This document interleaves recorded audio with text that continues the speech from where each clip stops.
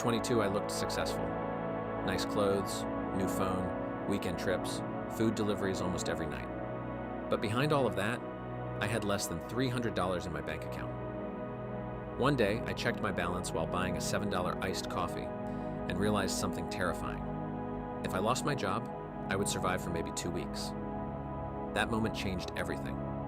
Because saving your first $10,000 is not really about money. It is about freedom. Freedom to quit a toxic job. Freedom to stop panicking over bills. Freedom to finally feel ahead. In this video, I am breaking down the exact mindset shifts and systems that helped me save my first $10,000 faster than I thought was possible. And trust me, the last strategy is the one almost nobody talks about. Also, if your bank account disappears every time direct deposit hits, congratulations. You are experiencing adulthood on hard mode. The first thing I had to confront was painful. I was spending money to impress people who barely remembered me. Most people in their 20s are trapped in a silent competition. Better car, better clothes, better vacations. Social media makes it worse. You see someone your age driving a Mercedes, and suddenly your completely functional Honda feels like failure. But here is the truth nobody says out loud. A lot of people who look rich are financially fragile. That lifestyle is often financed by debt and zero savings. Once I realized that, everything changed. I stopped asking, what looks successful? And started asking, what builds actual wealth? Because wealthy people buy assets, broke people buy appearances. But changing my mindset was not enough. Even after I stopped overspending, money still seemed to disappear. That is when I uncovered the real enemy. For 1 month, I tracked every single dollar I spent. Every coffee, every Uber Eats order, every random Amazon purchase. I was not broke because of one huge expense. I was broke because of invisible habits. Expensive lunches. Subscriptions I forgot existed.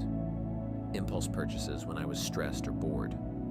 Money was leaving my account emotionally, not logically. And once you see the pattern, you cannot unsee it. Saving money is not deprivation. It is awareness. Because you cannot improve what you refuse to measure. But tracking my spending exposed another uncomfortable truth. My income was the real bottleneck. A lot of financial advice sounds like this. Stop buying coffee. Cool. That saves maybe a few $100s a month. But increasing your income? That changes your entire life. So instead of obsessing over tiny sacrifices, I focused on making more money.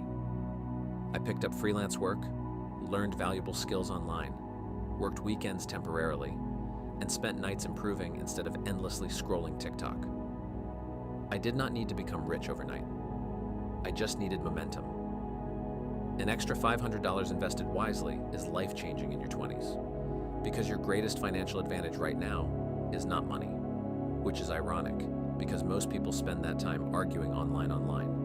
But making more money created a new danger: lifestyle inflation. The moment my income increased, I automated my savings. The money moved automatically the second I got paid. Not after spending, immediately. Because discipline is unreliable. Systems are reliable. Most people treat saving like leftovers. Wealthy people treat saving like a bill. When you never see the money, you stop feeling entitled to spend it.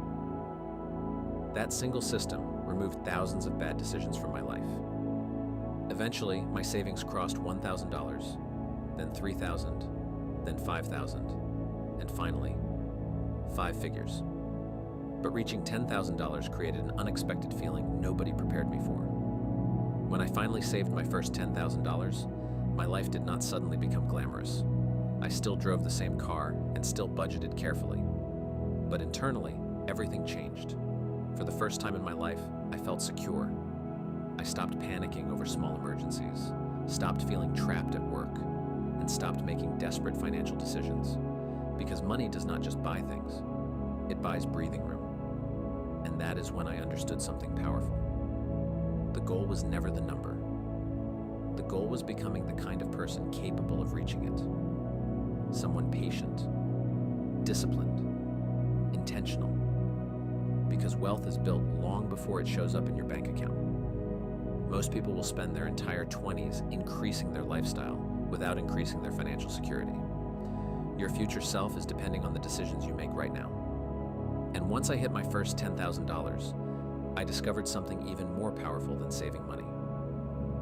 So if you want to learn how ordinary people quietly build real financial freedom over time, click the video on screen right now about the power of compounding. Making your money work for you changes everything.